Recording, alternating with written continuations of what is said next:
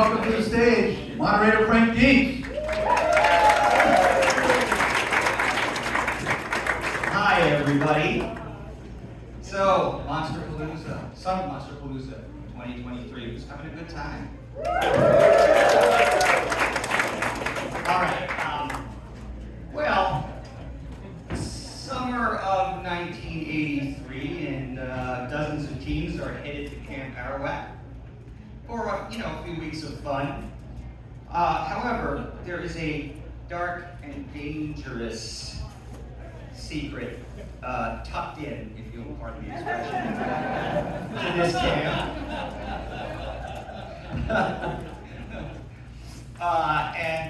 So we are here to celebrate the anniversary of Sleepaway Camp, right?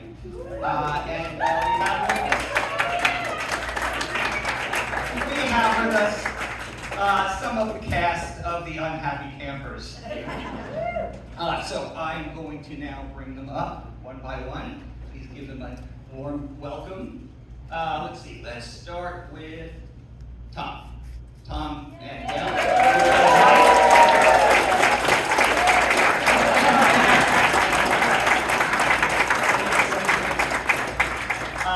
Katherine, Kamhi, play today. The meanest camp counselor ever. Karen Fields.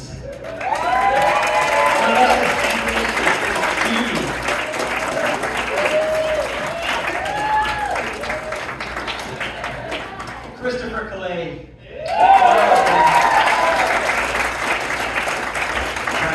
That was a great line. No. Your line about tucked in. That was Thank you. Yeah. And of course the angry bee slinging, machete wielding, pedo scalding Angela Baker herself. Come on up, Felissa Rose.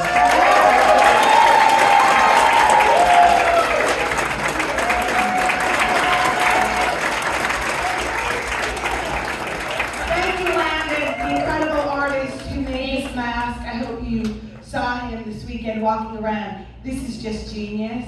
Yeah. Stand up, Landon, please. He's right here. You are just an exceptional person and artist. Thank you.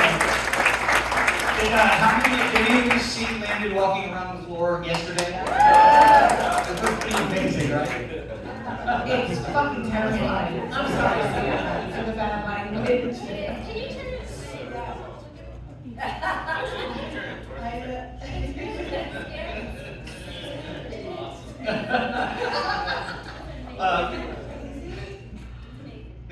It's so funny because that expression has now become sort of the iconic image linked to this movie, and it's practically like, the Statue of Liberty at the end of Planet of the Apes.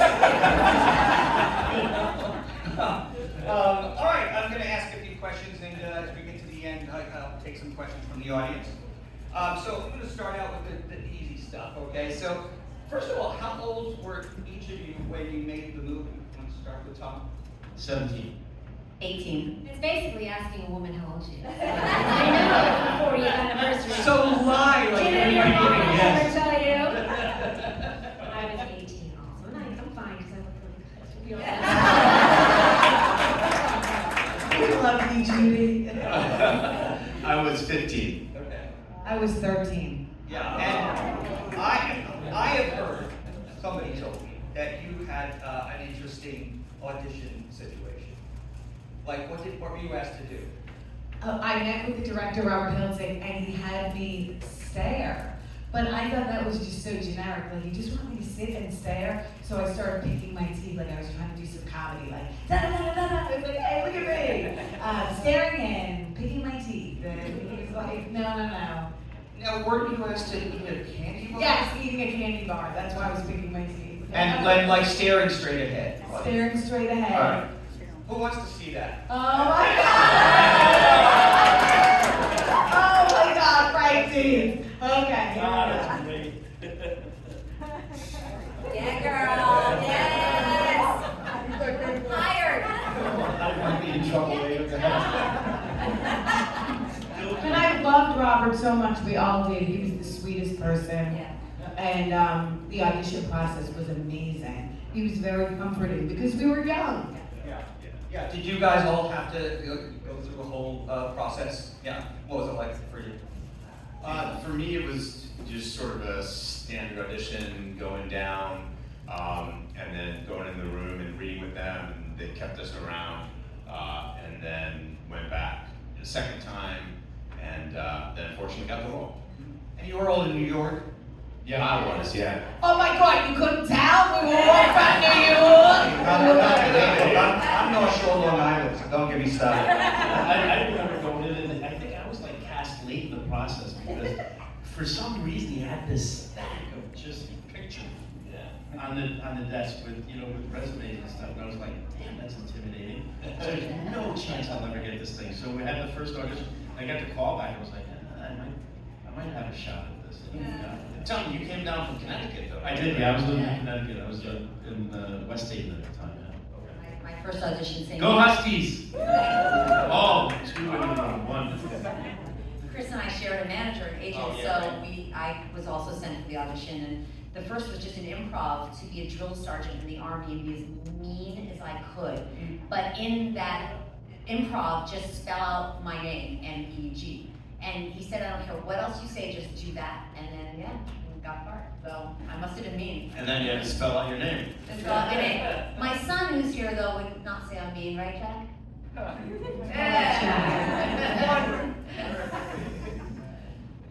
Karen, baby. Oh, yeah. I forgot about you because they already know the whole story. Well, I had to just, say it again. I only had one audition. They all had two because, well, my audition was basically the pillow scene because he just said, be like as nasty as someone's staring at you, be as nasty as possible. And I had a really good time because Robert was very easy to just work with. And then when I went downstairs, this woman was letting people in and out. She goes, how do you think you did? I said, I think I did really well. Robert was really easy to work with. And she ended up being his fiancée. So that really worked in my favor. And then apparently he offered the part to Jane Krakowski because he had cast the two of them and didn't want another brunette. But obviously if he had casted Jane, we would have had this famous side ponytail. But nonetheless, I didn't have a callback in that situation. And then I was the last one on the set because apparently Jane's parents read the script and backed out. Either her manager or her parents said, you're not doing this movie. So I was very lucky. I wonder why. I wonder what. I don't know. It was the curling irons. Well, I assume you've all seen it. It was either the curling irons or maybe the last scene. Who knows why? But I got lucky because as I said to them, they know my parents never cared. They never read the script. So yeah. Well, that's kind of an interesting question too. Is like, did you guys get the whole script? No. You didn't.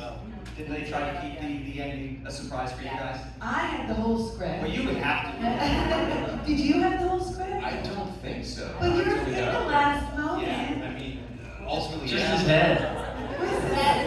He's still in it. I said, let's go swimming. Take them off. And you're smiling. Still smiling. Did you stick pretty close to the script, or like did Robert give you any leeway? 100% stuck to the script. Yeah. I mean, the lines are so classic, how could you not? Yes, indeed. I actually came up with the flat board with this group on my own. I think the pot smoking scene before the skinny dipping and all that, I think that was all him caught. That's pretty good. And I think we might actually get some. Pretty sure. That liability's over, right? The statute of limitations is well I past. think you're past that. The famous line that Ricky says, eat shit and live, he actually made that up because Robert said to him, if someone said to you, eat shit and die, what would you say? And he said, I'd say eat shit and live. It's awesome. And he was 17. Wow. Yeah, I thought he was the cutest thing I ever saw in my life. Do tell more. Do tell more. He was my boyfriend on set for like 24 hours. So. And he cheated on me. What about the volleyball girl? And then we had to go bowling, so she'd have to be in a good mood again. Right, they stopped filming. What a diva. They stopped filming so that Jonathan Searson and I can make up and we can continue. Well, that's filming. awfully kind of them. Yeah, don't you right. think? I'm pulling that down. Yeah. Hey, We you know, didn't know any of by that. the way, did any of you guys ever really go to a sleepaway camp? Yes. You did. Yes, I did. It was called Greenwich House, and we called it a prison camp. Oh. We had a little song and everything, and he hated it. My brother ran away and was at the bus stop. They sent him home. My other brother liked it, but I just did not like it. I didn't like being away from, because we were born and raised in the city, and I didn't like the country and all that. It's so weird. I actually went to one, and all of the counselors were pretty much like Meg. You know, Then you must have had fun. Yeah. No, I definitely this movie triggered me like that. That's the end. Brought back all the drama. All right, you guys, how many of you went to a sleepaway camp? Wow. Oh, what? So you must have rushed to that Blockbuster to see this movie. So I had a question. What was the question? Who's my best friend? Is that my best friend? Oh wait, you know what? I remember the question. And the question leads to that is like, what was up with her? I was so sorry, but like, she really seems like she's acting in a completely different movie. Now, so that was a conscious decision, I suppose, by Robert to have her just be just so over the top. Yeah, she didn't want to accept the role. She actually declined several Really? times, and he said, "I don't want to make this movie without you." Do y'all know this story? No, we're out of the loop on all that, so. And then he said, "No, I can't make the movie without you." And so she said, "Fine, I'll do it." And then when they got to set and they put her in that amazing outfit, Yeah. she said, "I really don't want to do the part." Yeah. And then he kept saying, "And it needs to be bigger and bigger and more over the top." And she was terrified. Is it too much? Is it too crazy? So it wasn't her personality. He felt like that character set the tone for the film. And let's say, rest in peace, Desiree Gould, you were amazing.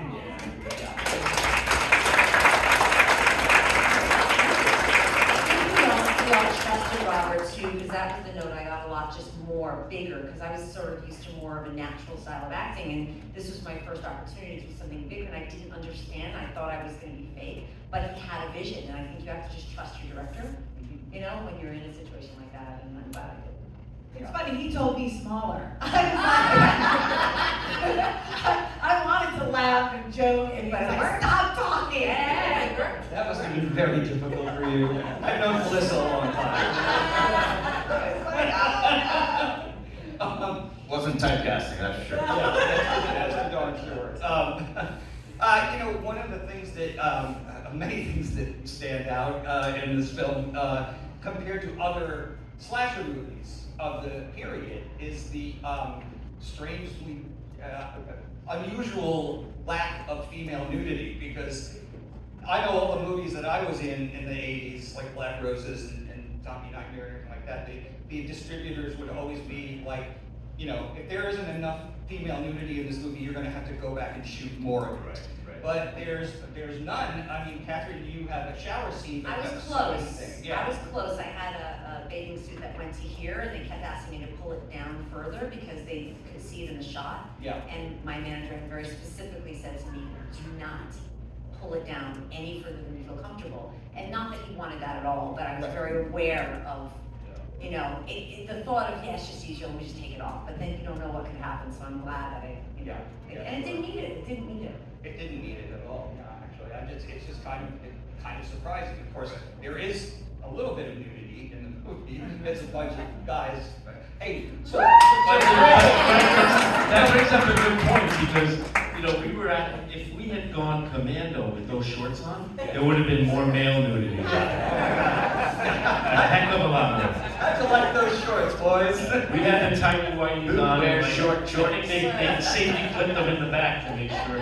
But those were your real clothes, because everybody They were. bought their real Yeah. clothes. Yeah. And You got except- clothes? Didn't you? They bought you clothes. No, except for me, they bought my, I went shopping. I bring my own. Right, I know, think about it, I didn't bring a Judy shirt with me randomly, right? So yeah, I should have put the Judy, no, yeah, but those were really your shorts, so you really wore Yeah. shorts like that, I'm sure right? the cat and stuff in eBay. That could be just like you should be signing them and selling them on eBay. Well, who But plays this Ronnie, he brings his clothes to the shows that he does, and he can still fit into them. And we're all amazed because Wow. he's still in that great shape. But he has the yellow shirt that says bodybuilding, but he left the L out. So it says body binding. So every time we watch the movie and I do commentary, I'm like, look at that shirt, he misspelled that word. No, I never noticed that. I know. Until, like, Until you said it, I know. It's amazing. Yeah, no, Felissa's awesome. Last weekend, we were up at Joe Bob Briggs' drive-in jamboree where they showed the three movies.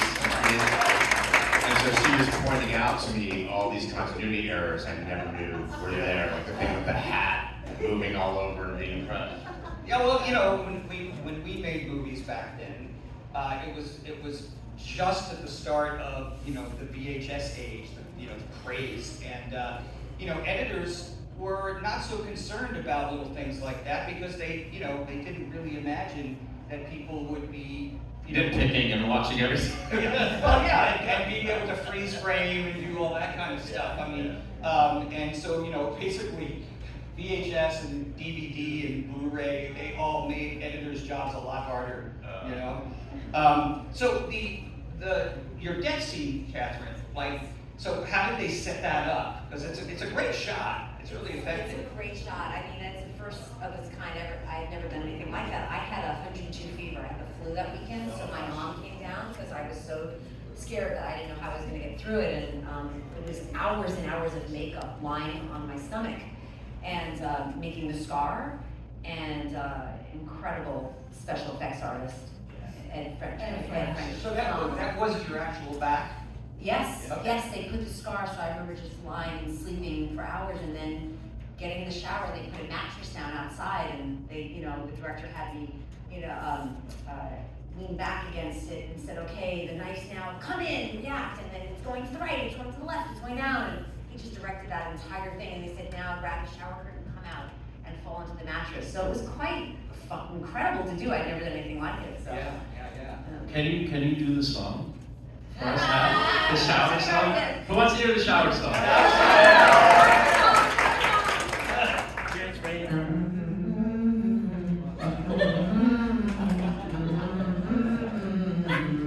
So if it gets spooky, you guys, you're keeping me out. My husband actually wrote a song and he incorporated that tune into the middle of the song. So crazy. Wow. He was just a little obsessed with Sleepaway. Tom and Christopher, how happy were you that you didn't have to jump into the lake?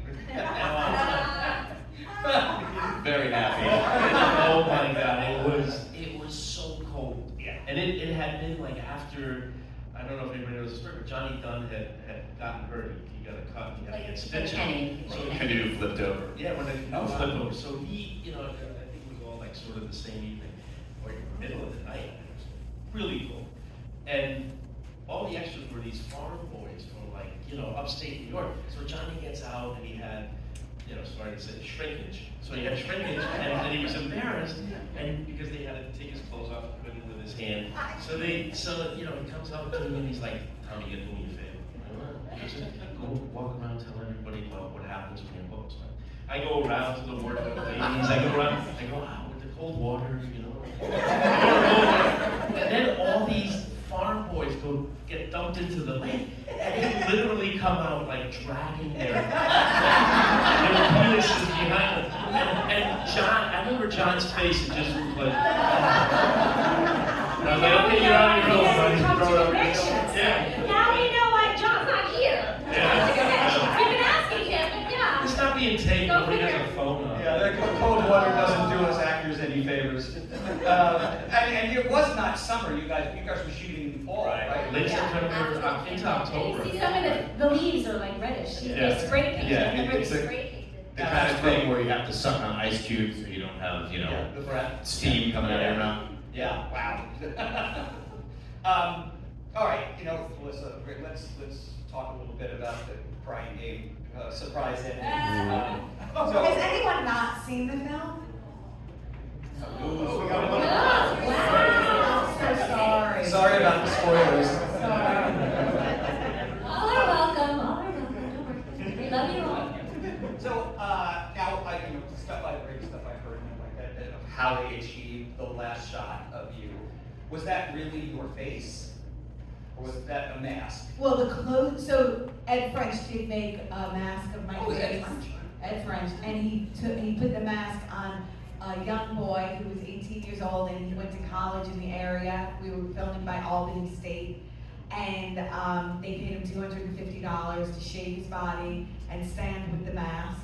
And he drank a bottle of Jack Daniels and cried the whole night. The actual close-ups were my real face, and the long shots were the mask with the body, shaved body. So, but how did they do a live cast? They did the Okay, live yeah, cast, yeah. at the live cast. Do we know where he Yeah, is same thing now? for my head too.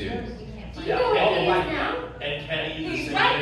there. It'd be so cool to know if he I went likes to this movie Ed or not. French's house and he did the whole thing. Did the whole thing. And John Dunn with the snake that was in it. Oh, John Dunn was wasted. And then they ran, He and was then so drunk. Do you know the story? No.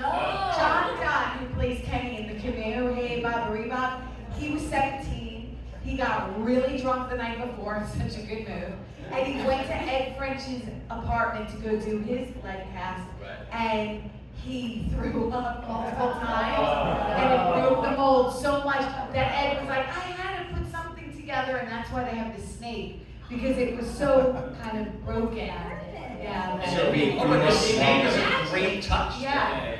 For a 17-year-old. But then they That's a happy accident, you know. Yes, for me. exactly. Right, and they ran out of money, and then remember the scene with the bees? Yeah. Because I'm shocked that that kid got offered $250, because he offered me like $50 to stand in for Larice and have bees cover my. You weren't my showing your scene. penis. You were wearing Covered in bees! Show me the money. Covered in hundreds of bees! Yeah, For $50. Those bees don't do us any favors also. He's like, oh, it's normal. Like, was that the end of beekeeper? He's professional, they just stick them on you, and like, and they don't sting you? He goes, I don't think so. Like, I don't think for $50. It's gonna take He's a 75 really bucks. good I director, think. Robert. He was really good. That's what's amazing is these days they really hire kids in their 20s to play young. We were actual teenagers then. And that's All the Friday the 13th movies, they were shot on the East Coast, but they flew in all the California actors and actresses who were like 28 and 29. Sleepaway came with like, hey, hi, I'm from New York. I was 12 when I auditioned. Yeah, I am 12 years old and like to be in your movie. Thank you. And that accent, I was actually from Connecticut, but that accent was infectious. I got infected with the accent too.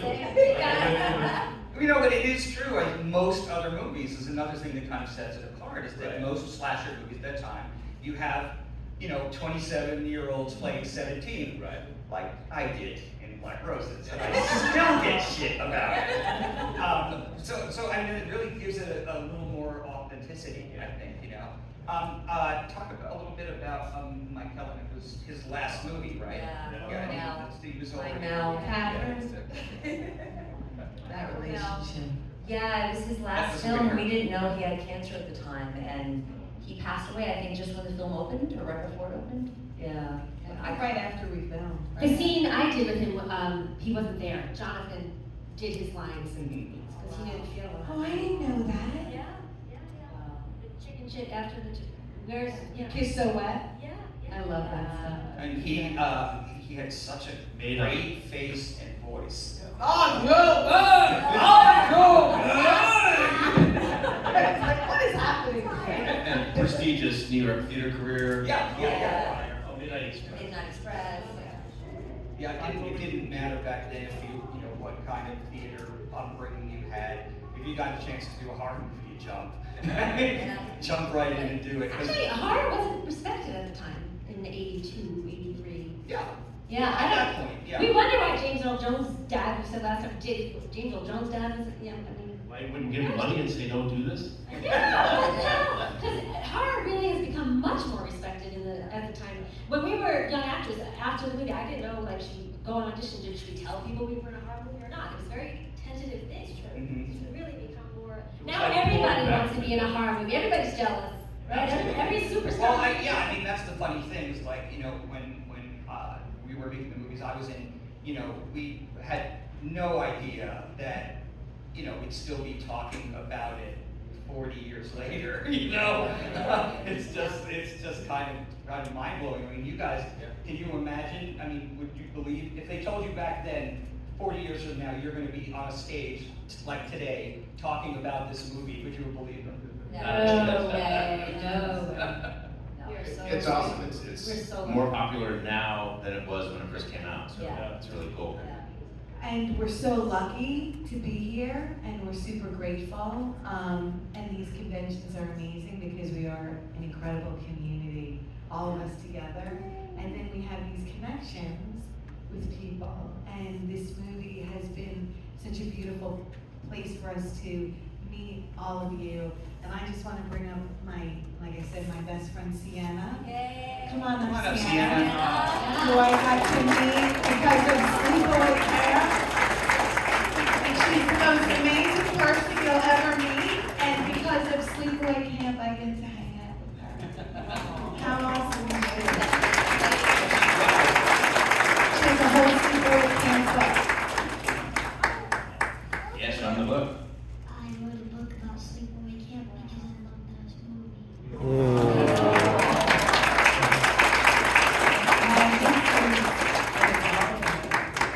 Can we also mention, because Felissa always loves when I mention this, we're blessed about this, we have different ages, we're also blessed because we get to talk about transgender rights Yes. with this movie. We've got a big project to do. We're very excited Yeah, and the perfect time for that. yeah. Right. My son's transgender and I'm a Trevor volunteer, so this movie has meant more to me now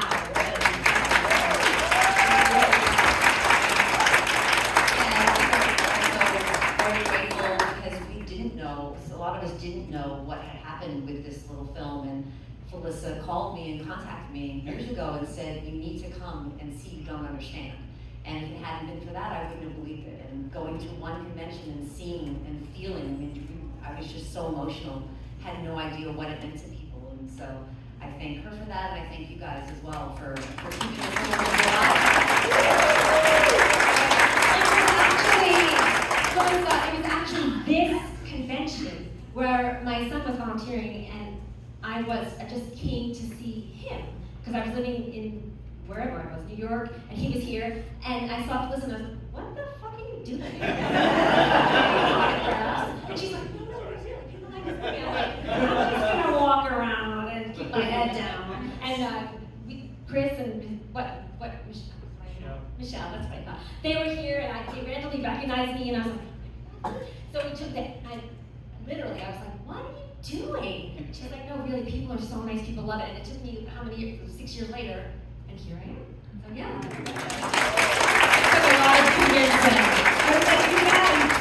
It's like, truly, and I can speak for all of us, like, we are blown away. We are like the little underdog who's like, hey, we're Sleepaway Camp, and we can't even believe that we're here. So we thank you so much for giving this movie a chance and for all little of movie you. that could. Yeah. It's true, and then you're standing there, you're taking a picture with Sam Raimi, he's like, oh my God, I love that film. You're like, I'm definitely gonna post this. Eli Roth. Yeah. Eli Roth, that's a movie, right? Okay, we have a little bit of time left. Do we have any questions? We do, there's one right there. That's you. Yes. Yep, you. Okay. If there was a movie each one of you were involved in that you want more people to see, which one would that be? Terrifier 2. No, I'm kidding. Not a problem, I don't think. We're all good. Actually, that leads to another question. Were any of you guys like horror movie fans prior to making this?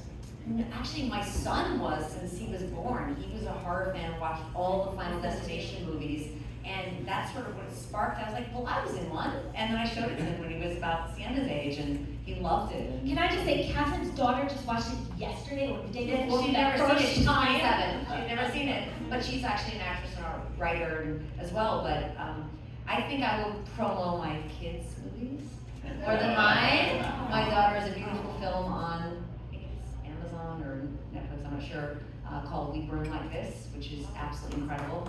And my son has a movie he did years ago with Colin Firth called The Devil's Knot, which is amazing. She's such a good mama.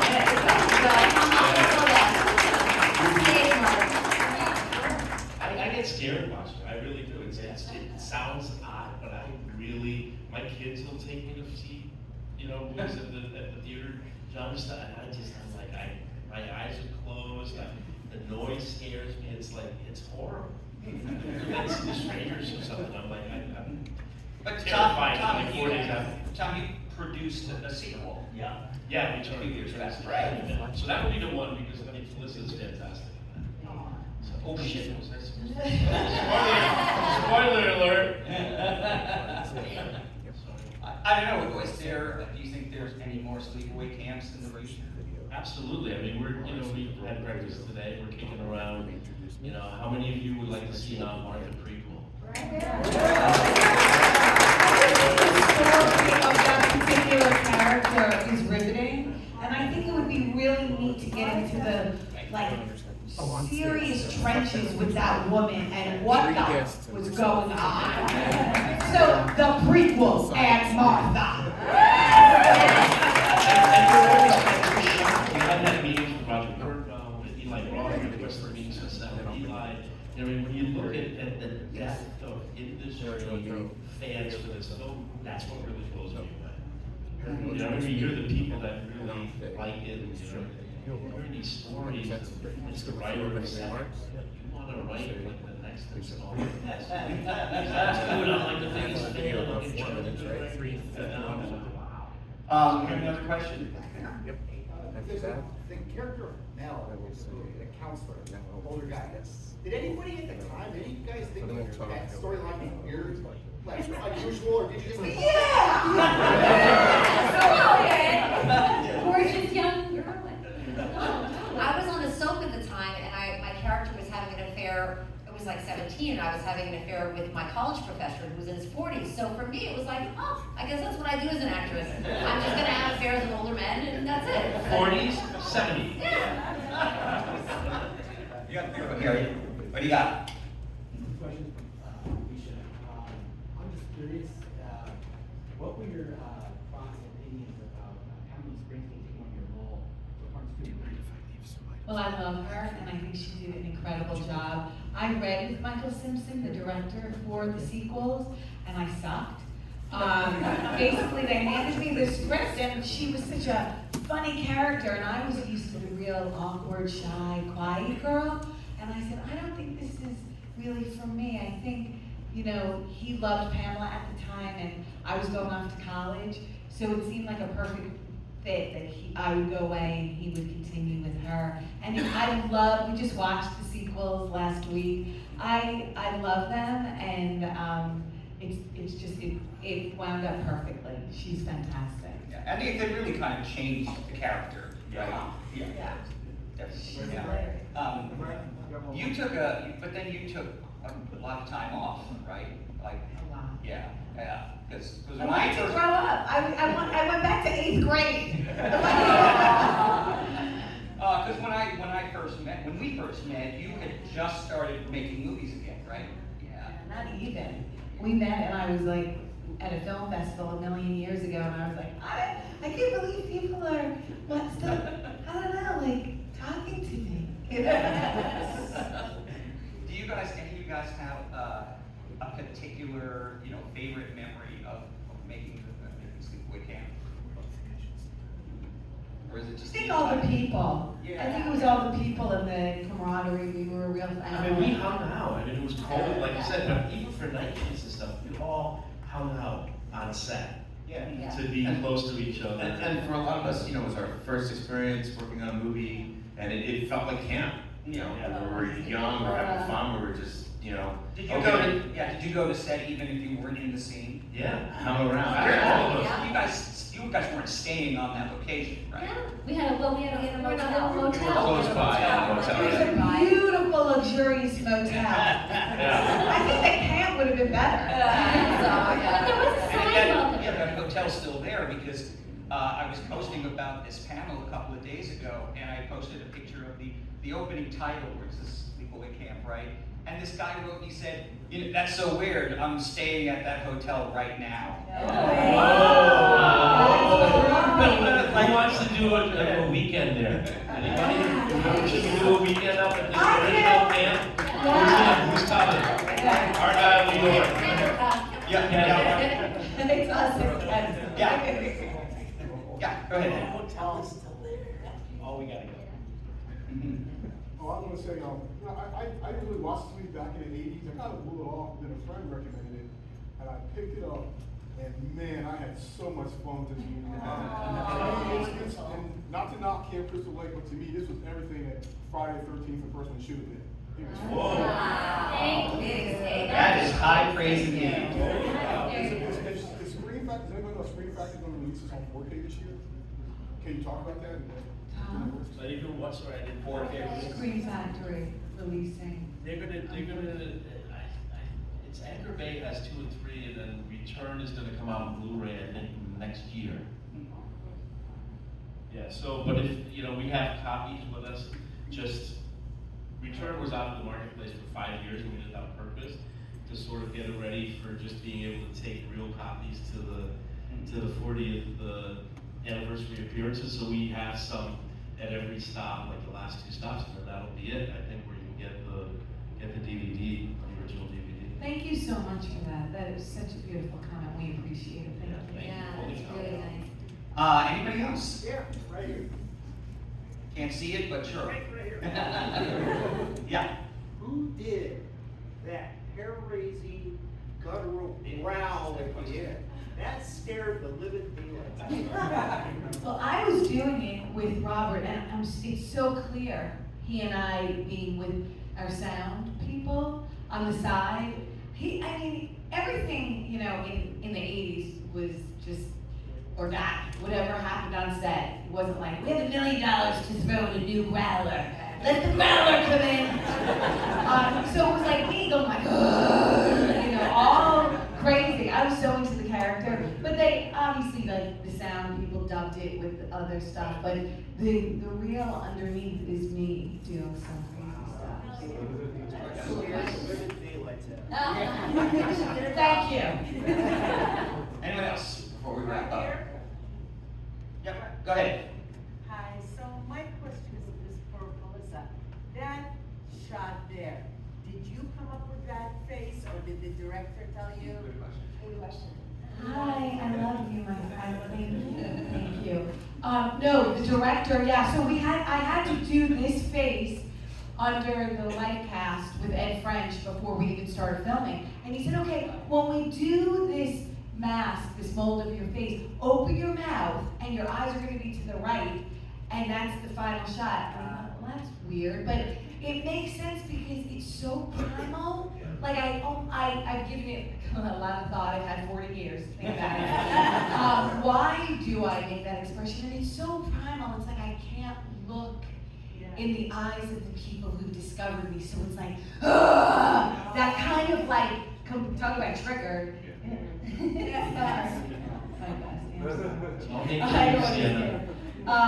But yeah, it was the director's choice, all of it. And amazing that he knew that up front before he was our. And it's become an iconic, I mean, obviously it's become an iconic image, right? How many times have you seen that in caricatures and everything? And I hadn't thought about the thing about the life mask. It's true, you had to have it up front. Wait, so you had to do the life mask with your mouth open? Open. That's not easy. Everybody open your mouth for like an hour, because it was 1982, and then put a plastic bag over your face. That's what it felt like. I think we got time for one more. If yep. Go ahead, in the back there. I saw you first. Yeah, the one you just had your hand up. There, that's it. Hello. Oh, it's Jack! That's not fair, no fair. Question too, then. How can you not know the answer to your own question? Well, it's for everyone. I want to know what's the spookiest supernatural experience you've had, if you've had any. And also, Mom, Madeline's movie is free on Tubi and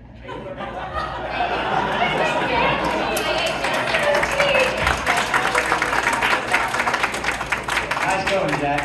any supernatural experiences or anything? It would be cool to hear. I always do. I mean, I did a documentary. Kane did the first one.